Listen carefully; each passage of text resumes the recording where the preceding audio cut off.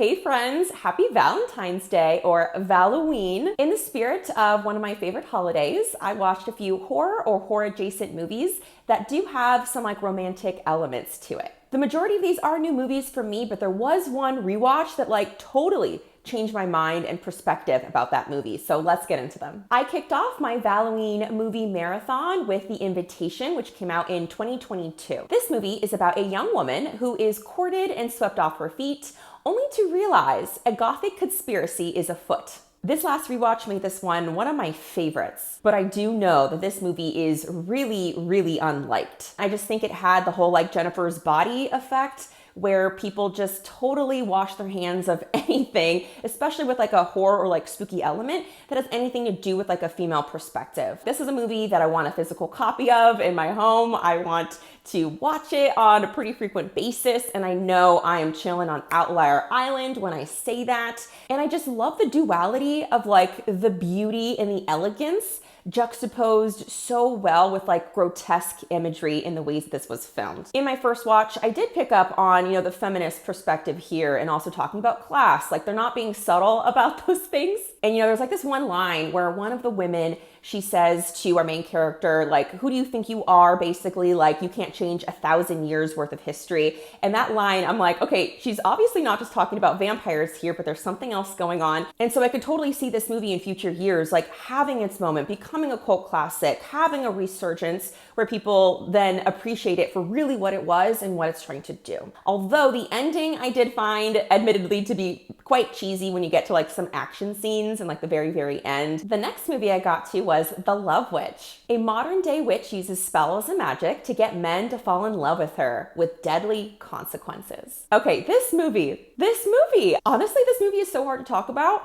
because it is the strangest movie I think I've seen in a while, but I freaking loved it. The director of this movie is Anna Biller, who recently released her first novel ever, Bluebeard's Castle, which I did just finish reading. So if you want my thoughts on that, spoiler free, definitely check out my recent horror romance reading vlog. I mention that because I read her debut novel first and then watched The Love Witch. And I think watching this movie gave me a whole lot of understanding about how she is as an artist, her artistic vision, how she does dialogue, her storytelling. It's such an amazing homage to the movies of the 60s and everything, just, the way it's filmed and the clothing and everything. It's truly amazing. And the main character, Elaine, my gosh, she's so beautiful and so odd and enigmatic, and you just can't look away. Even at the end of the movie, I was still just staring at her eyes. I think I was put under a spell when I was watching this movie because I just could not look away from Elaine. There are many moments in this movie where I was cackling and laughing out loud. There's humor in here. And I just want to be there on the set when the director, Anna, was giving her actors their direction and just how did she tell them to act in that specific way. I really appreciated the themes of this movie, even though I wish they were a little bit more developed, but there's enough given to us where I can do my own work and kind of filling in the blanks of the message and really what the themes are trying to do or tell us. This next movie I've been wanting to watch for ages, and that's The Bride of Chucky. Chucky, the doll possessed by a serial killer, discovers the perfect mate to kill and revive into the body of another doll. Okay, sometimes IMDb has the world's worst premises for these movies because so much more goes on in this. You all have been hyping this up for me because I've been talking about 2024 being my year of Chucky, watching the entire franchise for the very first time, and you all were not lying. This movie is phenomenal, Oscar worthy, amazing. I'm so obsessed with it. It's definitely in the runner so far of being my number one Chucky movie. I loved knowing that the director, writer, somebody behind the scenes